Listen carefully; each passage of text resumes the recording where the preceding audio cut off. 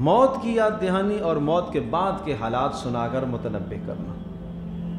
گویا کہ پورے قرآن کے اندر یہ 5 مضامین آتے ہیں حضرت شاہ ولی اللہ رحمۃ اللہ علیہ کی تحقیق کے مطابق۔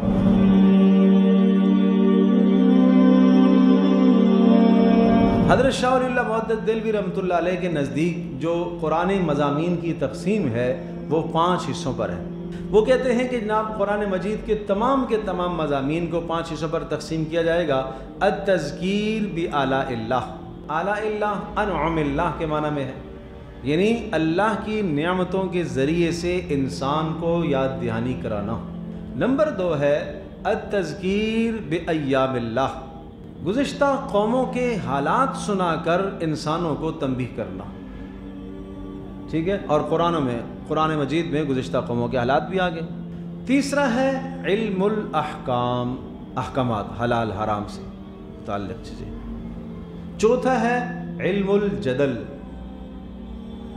بحث مباحثہ، ٹھیک ہے، اور 5واں ہے التذکیر بالموت وما بعدہ، موت کی یاد دہانی اور موت کے بعد کے حالات سنا کر متنبہ کرنا۔ گویا کہ پورے قرآن کے اندر یہ 5 مضامین آتے ہیں حضرت شاہ ولی اللہ رحمۃ اللہ علیہ کی تحقیق کے مطابق۔ لہذا اب سورۃ الفاتحہ کے اندر ان 5 مضامین کو کیسے آپ منطبق فرمائیں گے؟ الحمدللہ رب العالمین اور الرحمن الرحیم، یہ ہو گیا ہے التذکیر بآلاء اللہ، اللہ کی نعمتیں۔ رب ہونا اس کی نعمت ہے نا، بڑا مہربان ہونا، بڑا رحیم ہونا، یہ اس کی کیا ہے؟ نعمت ہے۔ اور مالک یوم الدین، یہ التذکیر بالموت وما بعدہ ہو گیا۔ اور اس کے بعد علم الاحکام، ایاک نعبد و ایاک نستعین، یہ ہے علم الاحکام، ٹھیک ہے، احکامات کا علم، ظاہر ہے عبادت، اس میں صوم، صلاۃ، حج، زکوٰۃ، یہ سب چیزیں آ جائیں گی۔ تو کیا ہو گیا؟ الحمدللہ رب العالمین التذکیر بآلاء اللہ ہو گیا، مالک یوم الدین التذکیر بالموت وما بعدہ، اور اس کے بعد ایاک نعبد علم الاحکام آ گیا۔ اب کیا رہ گیا؟ التذکیر بایام اللہ اور علم الجدل، یہ 2 رہ گئے نا۔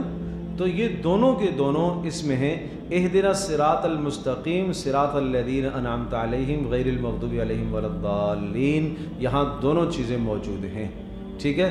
کیسے کہ گزشتہ قوموں کے حالات بھی آگے، منعم علیہم جب آپ سمجھ گئے تو پتہ چل گیا کہ کچھ لوگ منعم علیہم ہوئے، کچھ مغضوب علیہم ہوئے، کچھ ہدایت پر آئے، کچھ ہدایت پر نہیں چلے۔